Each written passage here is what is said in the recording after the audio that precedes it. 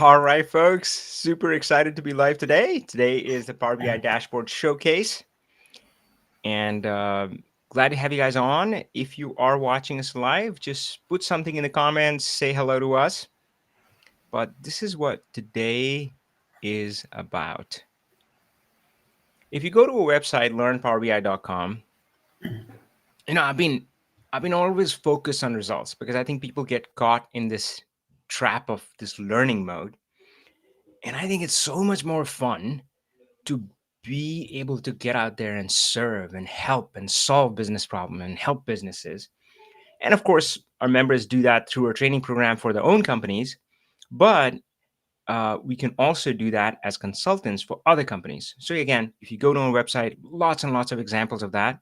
And we're going to see two more today. And I'm super excited for that because again, I think that's the right way to focus on Power BI. Stay focused on who you can help, which are the businesses. Maybe you start with your own team, your own company, but then of course if you choose to, you can start helping other companies. All right, so yeah, let's get started, and Danny is here to kick us off. So Danny, go ahead and share your screen and walk us through the Power BI project.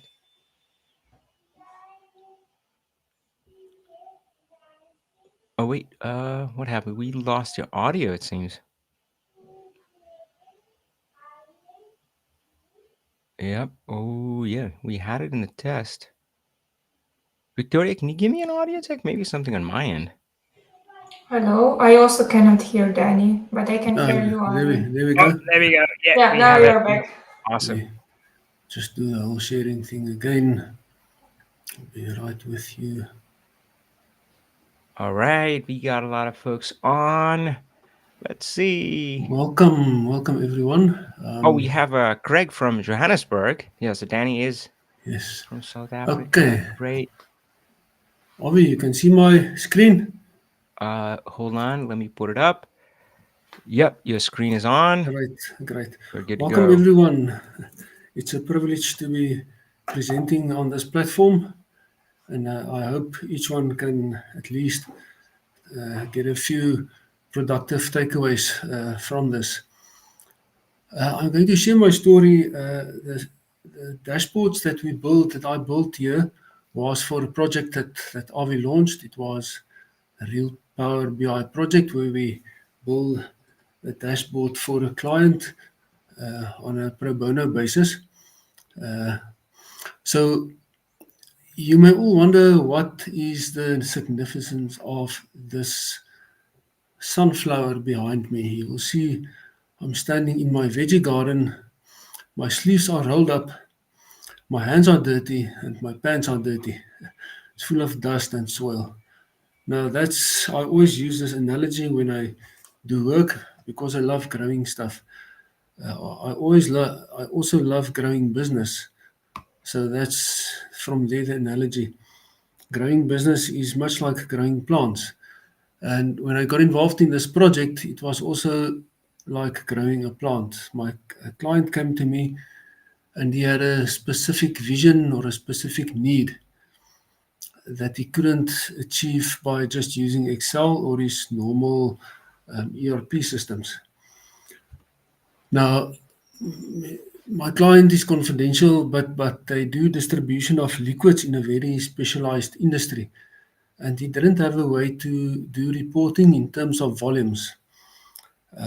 They kept volumes or record of the volumes of each item separately in an Excel sheet, and it wasn't integrated with the QuickBooks or the ERP system. So the starting point of this was volumes, and also to link that with sales and cost of sales and gross profit so that he can submit the report to his shareholders and his top management. Now, the seed that he planted was volumes, and that's why how I want to pull the analogy back to the sunflower at the back. When you start with a project like this, you never exactly know what it's going to look like at the end. You know you need a sunflower, it's a basic thing, but how you're going to build it, exactly what you are going to do, is a very iterative process. So the client planted the seed, and in our first meeting, I asked a lot of questions of exactly what he wants to achieve and why he wants to achieve it. It's very important to ask the why and to get a very good understanding of his business. Because once I have that, the whole background, then I can start nursing that seed and to grow into a project that the client can really get benefit from and actually get more than what he asked for. If I can draw it back to the sunflower at the back, it isn't even flowering yet, but it's way bigger than anyone can ever really expect a sunflower to grow. They're usually about 2 meters high. So that's what I strive to do for my clients, to grow something that exceeds your expectations.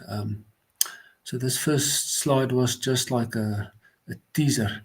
We will then move on to the specific challenges that the client had.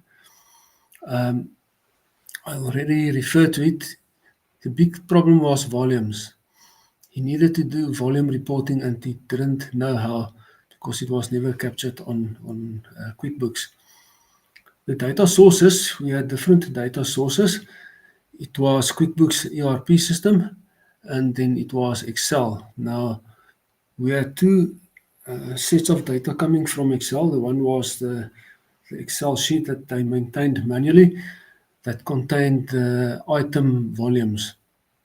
The second one was a report that we actually got from QuickBooks because there was no standard report or template or even functionality in the connectors that we use.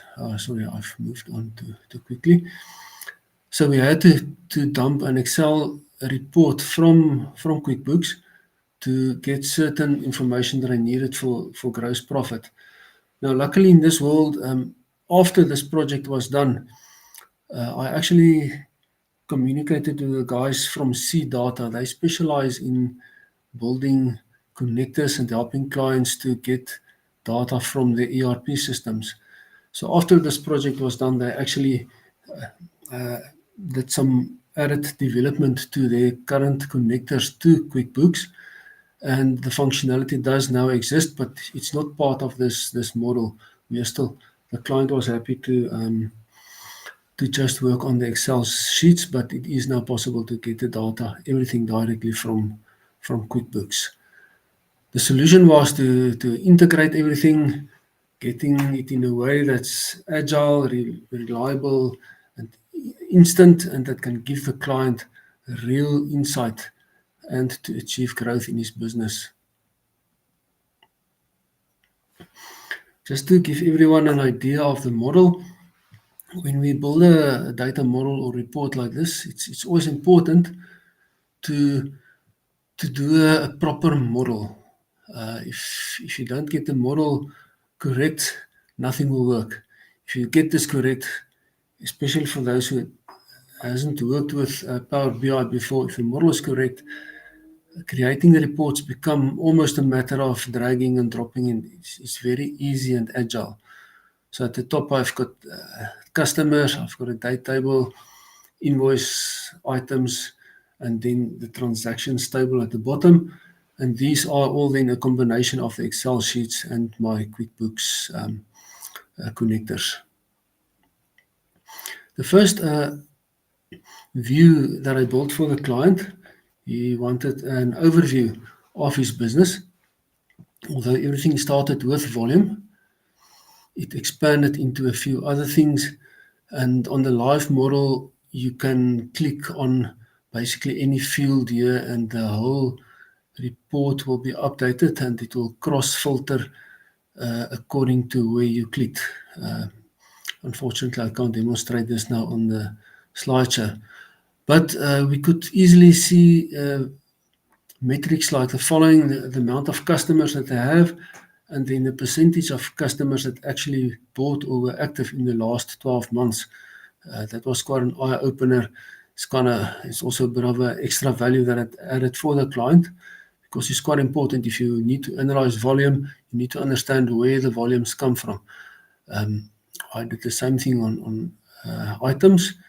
So about 41% of the items on the item master are were actually actively sold during the last 12 months. And you can imagine the implications of that in a company. If you don't sell all your items, it means there's a lot of dead stock or very, very slow moving stock.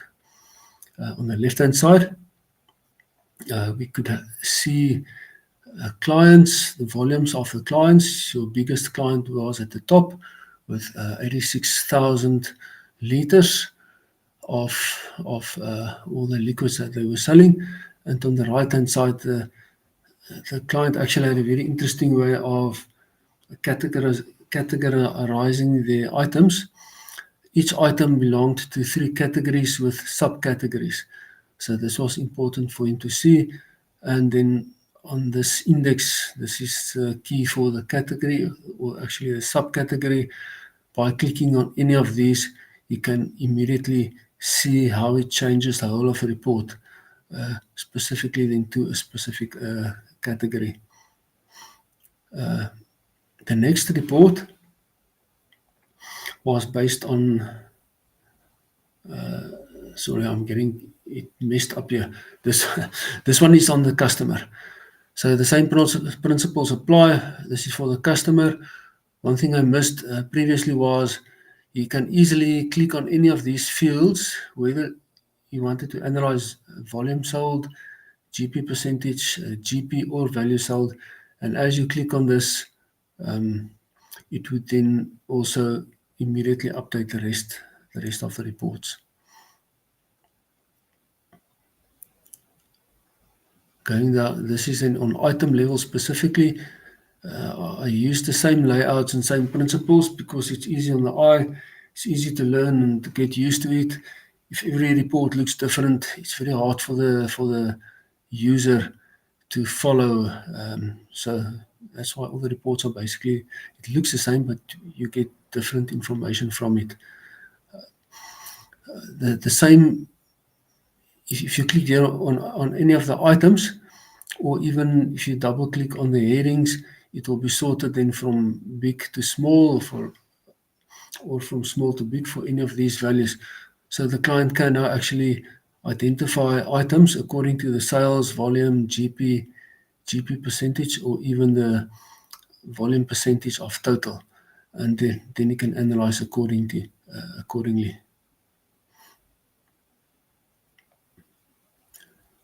This is the same type of report again, but this time based on the subcategories of the items, the way they were categorized, with all the basic the metrics. The rest of the metrics would be very much the same, and the functionality of choosing any of the values here would also remain. There's also functionality then if any user, for example, wanted to drill down, you would right click on any of these values and it would take you to a screen like this if you need to do more in-depth analysis of any of the values to see where the data actually comes from. And that was me, Avi, in a very short, a very small nutshell. I'm sure you maybe have some questions before we close this.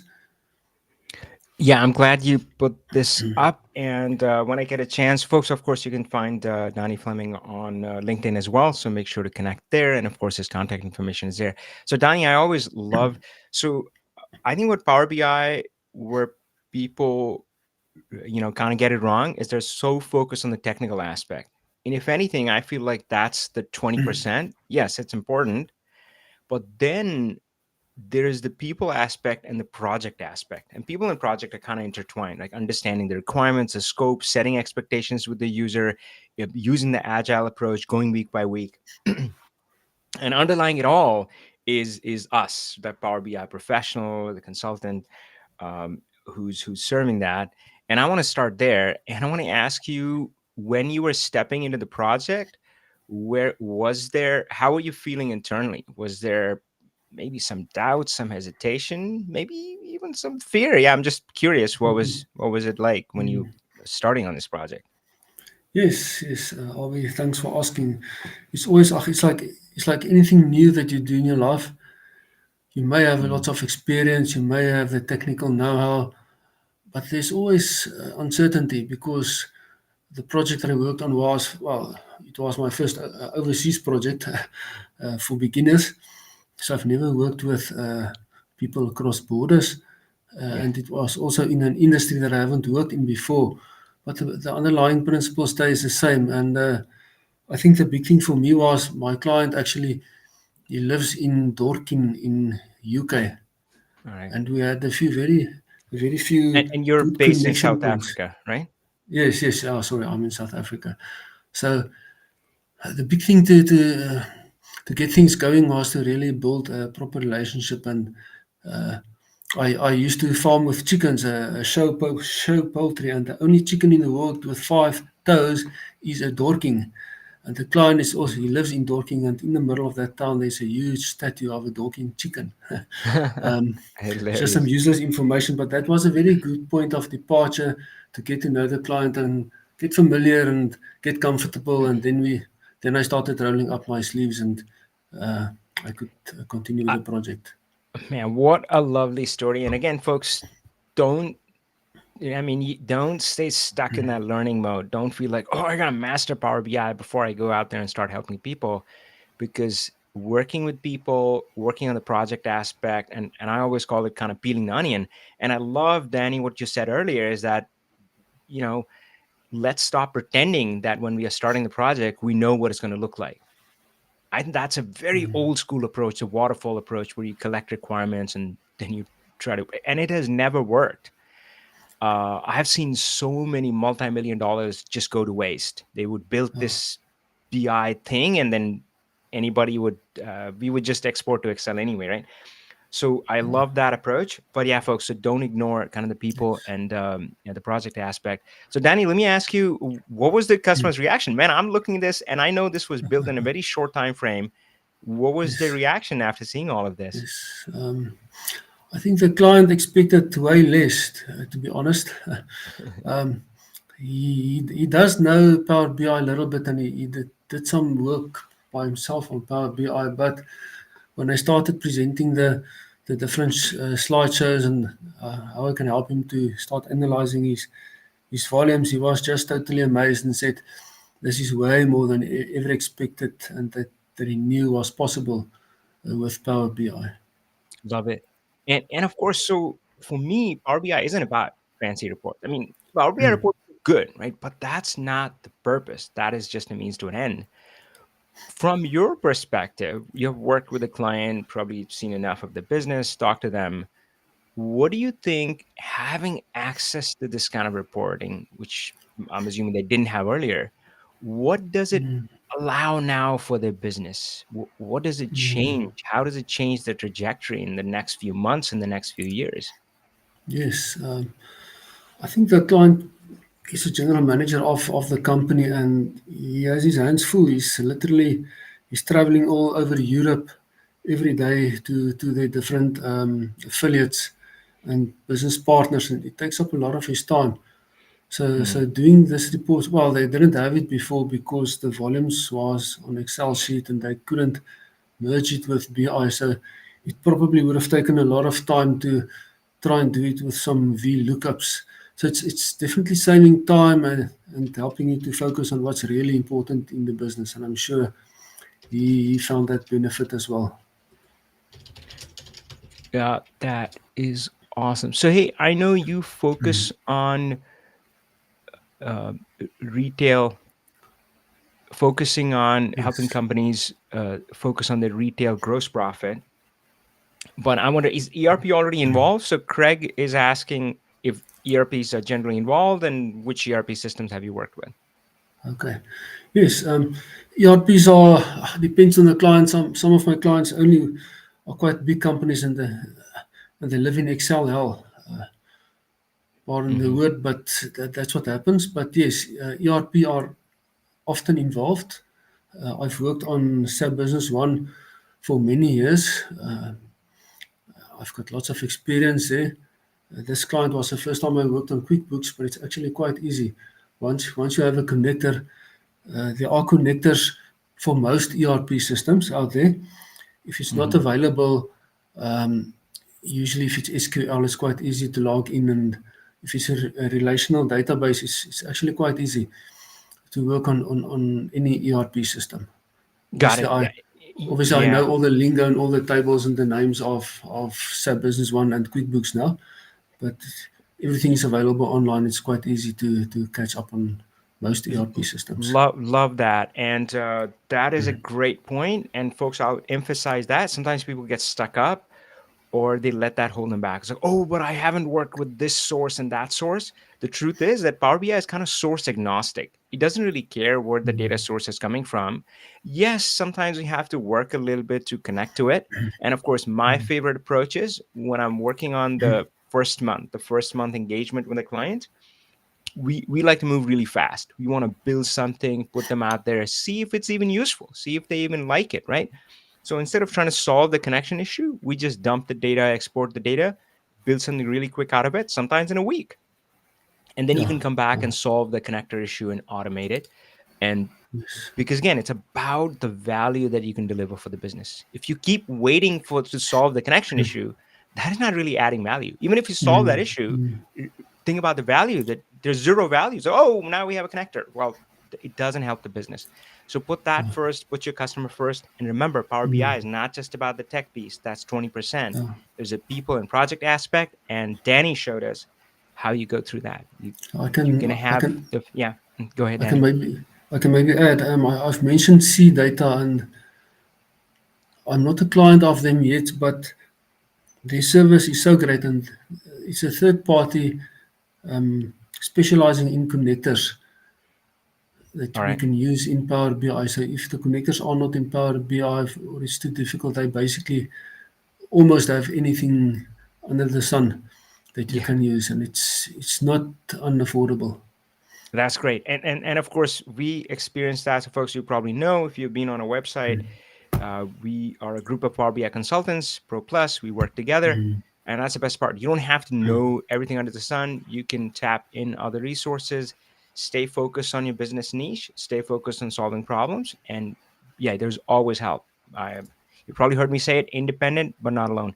Hey, Danny, thanks so much for sharing this story. And I'm excited to see the results that you created for this customer and for the future customers they're going to create the results, the same results or more.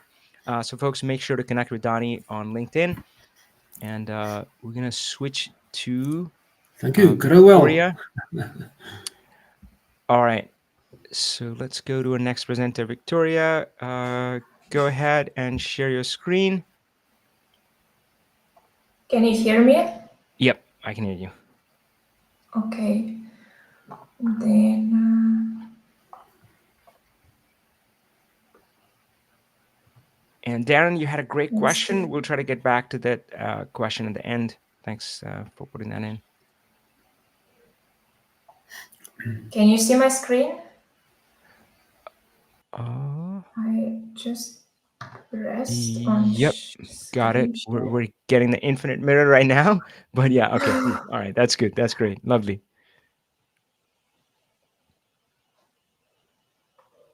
Okay, is it good? Yep, looks great. All right. So my name is Victoria Hirliman. I am a data analyst with passion for Power BI based in Switzerland. I help finance professionals, usually like finance managers, to improve their financial reporting with Power BI. But this time I was given a different task, not the one from the finance realm, but related to sales. So the real Power BI project is a project where we help businesses solve their business problem with Power BI. And the business I was matched with was a mid-sized company from Europe producing Windows and Windows systems. And their request to me was to create a dashboard, a management dashboard. They already had their own report for this management review purpose, but it wasn't really visually appealing. It wasn't clear. It was done in Power BI, but it was just really a bunch of tables and some formulas which also weren't really good, and the data model was also quite messy. So they needed someone to pick that up, reorganize it, and make a beautiful, visually appealing dashboard out of it. In that sense, I was lucky because I got to work with a company who needed me to build a solution for them from scratch. So the duration of the project was 4 to 5 weeks, and an initial scope was to prepare an extensive BI report to serve 3 different audiences. By the way, can you see my PowerPoint? Hello? Yeah, we can. It's not Yeah. in full screen mode though. Okay, because let's see. You're seeing the slides. Like this is better, no? Yep, that's good. Yeah, so initially they wanted me to build like several pages of a dashboard for 3 different audiences. One for senior management to give them a snapshot of the overall sales performance. Then one other one for sales team to give a deep dive on the product, and then another one for customer meetings to provide a deep dive on each customer. But I quickly realized that this is not doable in 4 to 5 weeks, at least for me. So I decided to focus only on the senior management. So to give them a snapshot of the overall sales performance. Here below is the list of measures they wanted me, or metrics to be more precise, that they wanted me to develop. I have grouped them in four pieces. So piece number 1 would focus on sales and gross margin by different dimensions, like sales representative, customer region, product category, product,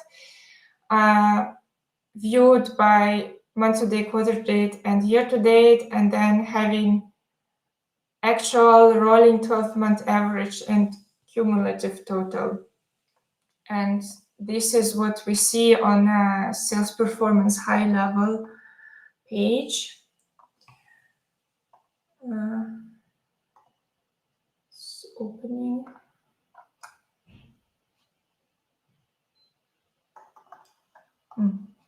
I don't know, for some reason it's not working. Anyway, so high level sales performance is organized this way.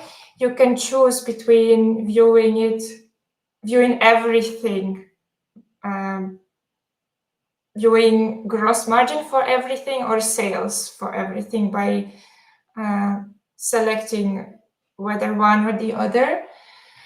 Then you can select if you want to view it month to date, quarter to date, or year to date. And here is where you select the period. Usually it's year and month. And finally, you can browse or by a customer.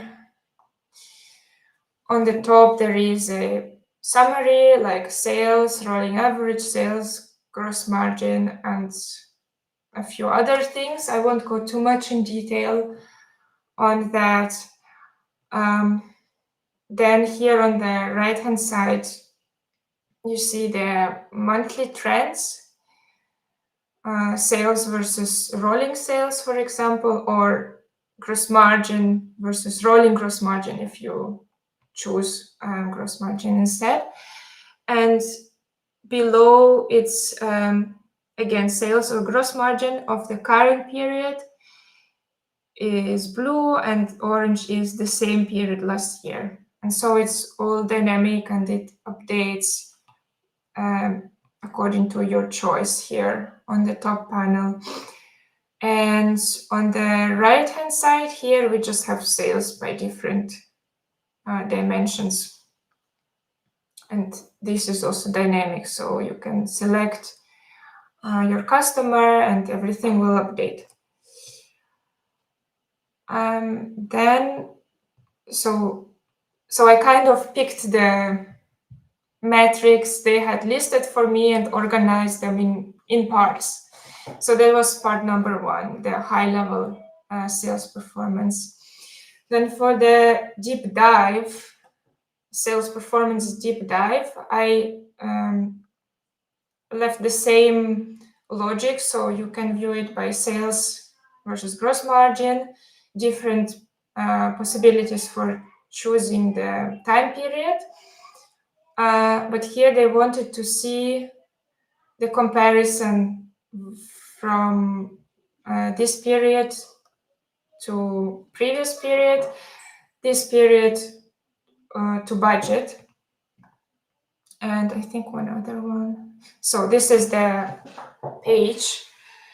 So you can choose if you want to see sales versus last year, sales versus budget, and gross margin versus last year, because for gross margin there wasn't any budget, obviously.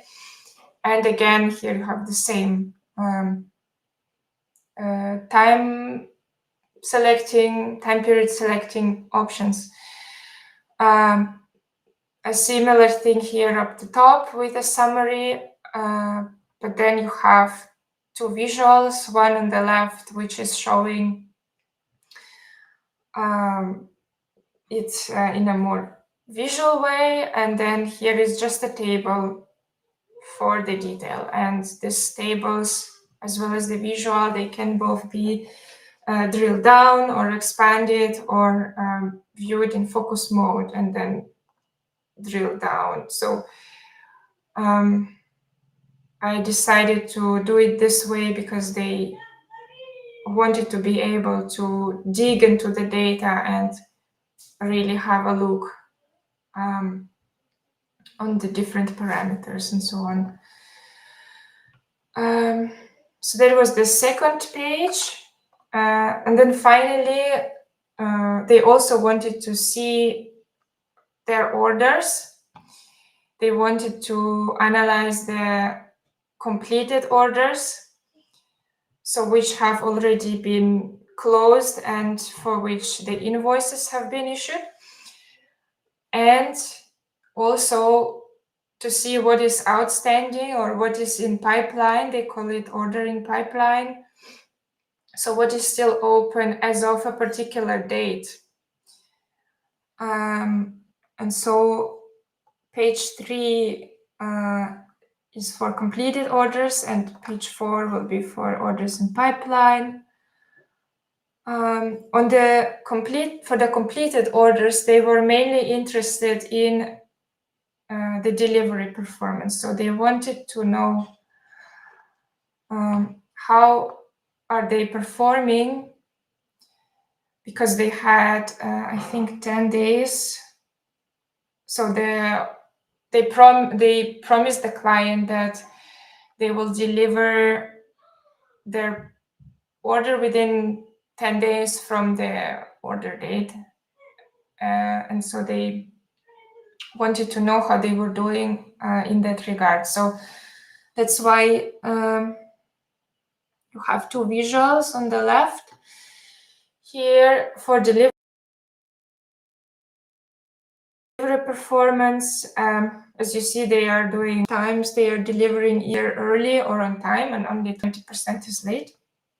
But there is still room for improvement, obviously.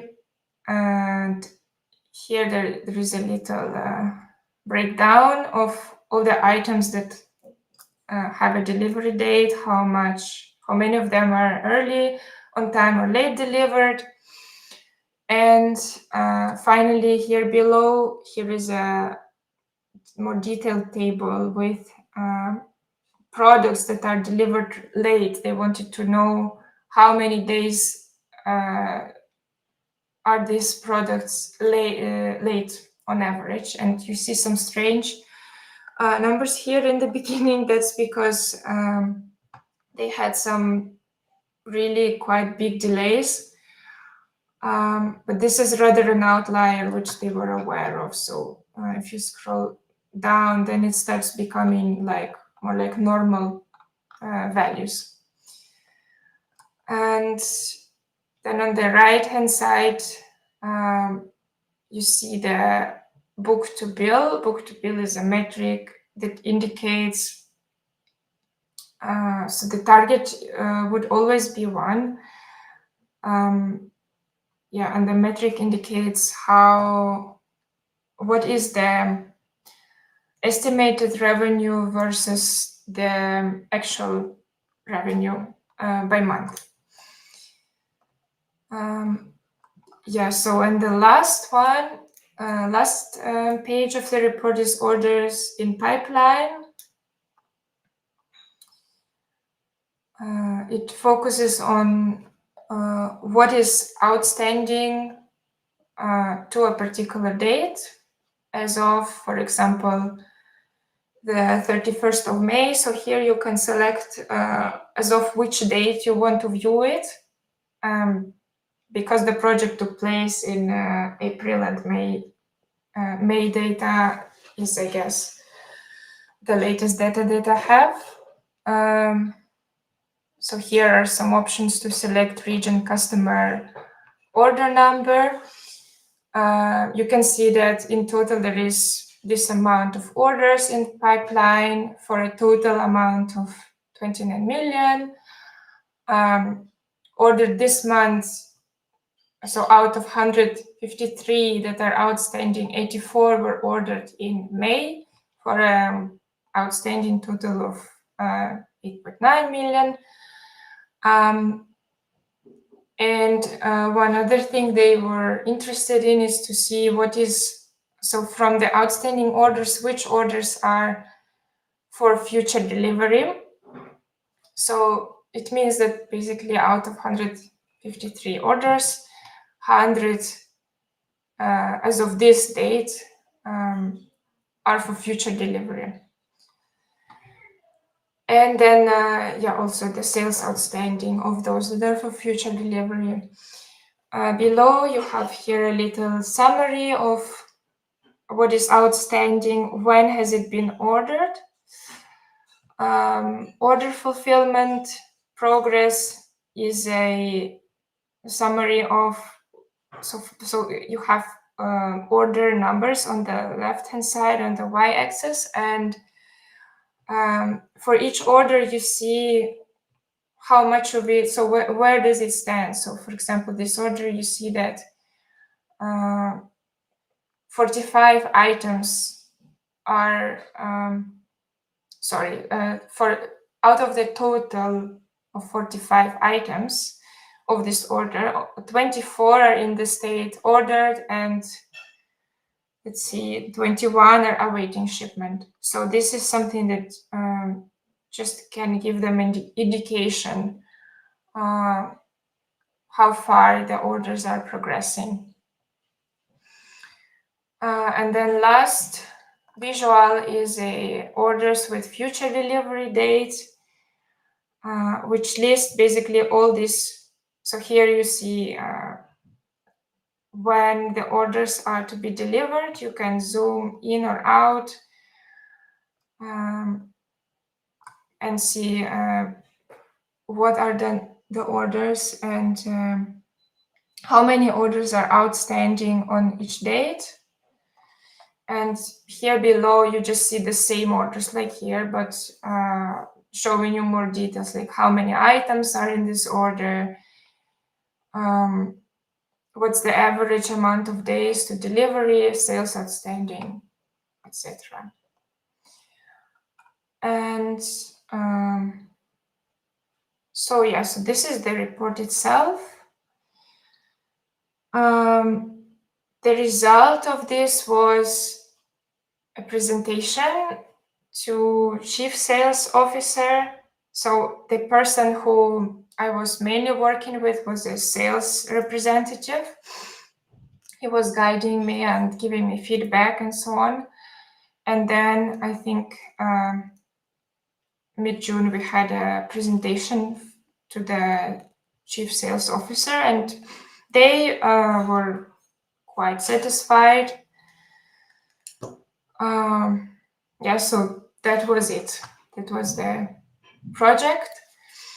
What was challenging for me was to manage the scope and the expectations of this project, because as you've probably noticed, it had a lot of metrics, a lot of things they wanted to know, and often it seems like, oh, it's just, you just write a formula here and a formula there, and then it's done, but it wasn't that easy.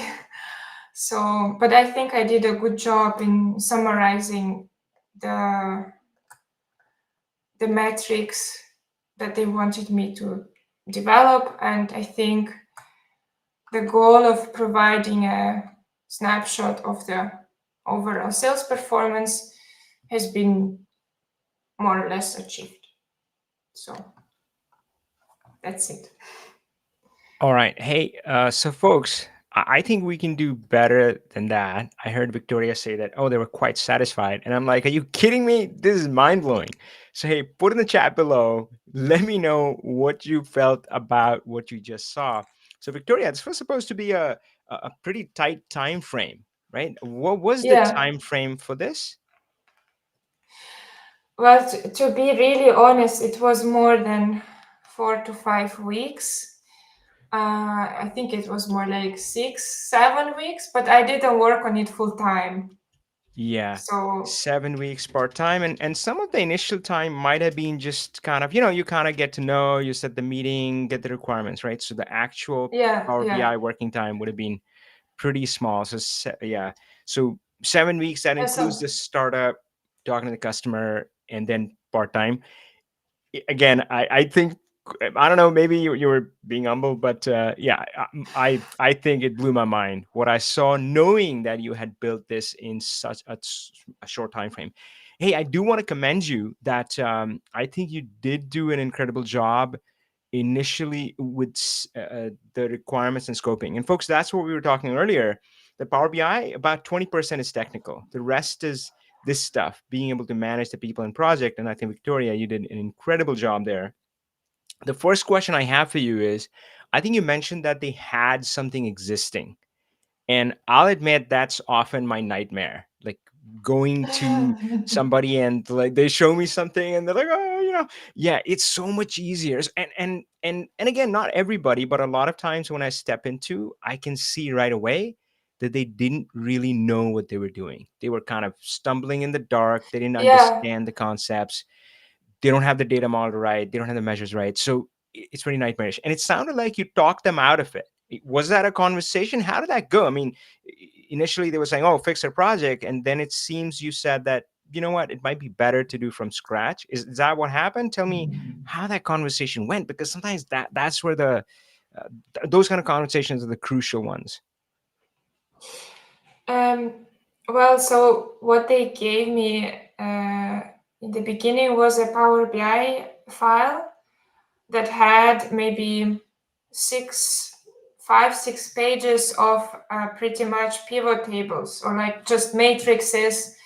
And while some of the numbers were or might have been correct, the way they were calculated wasn't correct, because in order to be able to use the time intelligence and all the nice features and parameters and things, you need to have the right model. So you need to have a calendar table, star schema, whatsoever, and the measures need to be written well so that you can branch them out. And that's what wasn't possible, at least for me. So I asked them, can I rewrite things, write new measures, change it? They said yes, of course. They didn't have any problem with that. Also, one thing they really said already in the beginning, that they want to have it visually appealing so that it's clear and that it's not just a bunch of matrices, that it has a beautiful kind of background, some nice slicers and like fancy things. And I tried my best.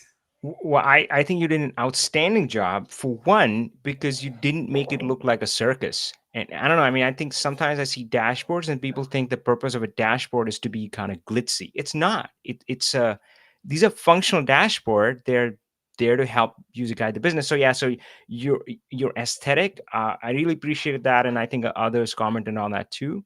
It was subtle, it was controlled, and the data therefore becomes the star. So I think you did an outstanding job visually. So we talked about how the project started, but tell me about the iterative process. So how was it? So I know the classic way I used to see BI done was company would come in suits and briefcases, and they would spend 3 months to collect requirements and then they would have this big fat document, and then they would go off somewhere, build a BI solution 6 months to a year, and then come back and say it's done. And everybody would say, wait, that's not what we need, or that's not what we asked for. Uh, were you meeting week by week? Tell me a bit about the rhythm of this project, how you executed it in such a compact time frame. Yeah. So we agreed to meet every week by Zoom, and I would present the results. In the beginning, I think we've spent maybe 2-3 weeks on validating, like not validating, but just like me going through their data and asking questions. Oh, and why is this like that? And why is that like that? And what is this column for? And so, and they were quite surprised, I think, but also appreciating that I dig very deep into it. So I didn't just say, here is a sum and here is a calculate, and here you go. But like I asked why, so like really questions about the data. And because it wasn't very clean, but they were aware of that. So that was okay. And so every week we would meet and I would show them the progress. If I had questions, I would send the email or have another call. And it took me, I think, so the structure that you see here in my presentation with the division into 4 pages with different kind of purpose, I think I came up with it maybe week 5, so kind of in the middle, because I realized, okay, it's better to organize it this way and not that way. But they didn't have any problems or like said that it's not good. They were fine.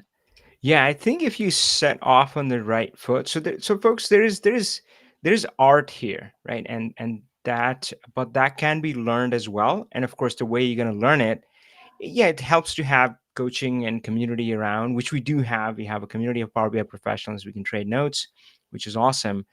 But ultimately, to learn swimming, you got to jump in the water. So yeah, you go interact with the client, and if you set things right at the beginning, it goes fine from there. So that's great, Victoria. I think from everything is sharing, I can see you did a great job with that.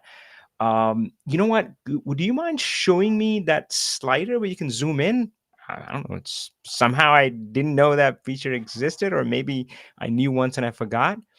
And in one of the last sure. reports, there was this time scale. I'm trying to see. I took some notes here. Can you see where it? you could zoom in and zoom out. Let me see. This Yeah, one. that chart. And is that just like what do you drop date there, and do you have to do something special to have that that the bottom No. range thing? So I think here that's I really just, cool. on the bottom, I dropped the dates, and on the, I don't know, you cannot see, here you cannot see it. So basically it says, first I calculated how many Just orders and what are the yeah, orders that are after this date, after the got it. date Just show me selected again here. how the functionality works. Wow, that was so cool. I really love that. So you Like can this. that's beautiful. Cool. Yeah, I think I can. I'll ask you for help offline, or hopefully I can figure it out myself. But yeah, that was There good to is, see. Hmm. sure, Ivy, I will be glad to help you. So this company, they have a lot of orders that are made in advance. Because they are producing window frames, so they need to be manufactured, and that's why sometimes or oftentimes they have orders that are already that already have a promised delivery date in the future. And so because like here you see March 2025. Yeah. But obviously you see the greatest amount of data is here in July 2024. And so Yeah, makes so sense. you can zoom and then you can see, okay, how many orders are on the 14th of June, Friday, 22. Yeah. So let me ask you. You talked about the iterative week by week approach. So was it that you were figuring some things out as you went along? Would you say? Yes, many things, especially these things about orders, because I have background in finance and I focus on finance managers, and sales performance had a similar structure to financial reports.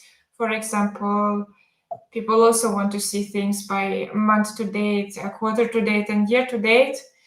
But orders is something completely new for me. So I didn't know how to organize it, which metrics to build, how to build the visuals, which kind of visuals, a table or a graph or what kind. So I had to reinvent myself. Yeah. And Yeah. folks, yeah, I just want everybody to hear that and know that that's absolutely okay.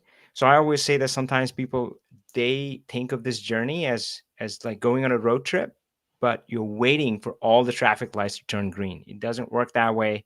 You get started and you figure out on the way.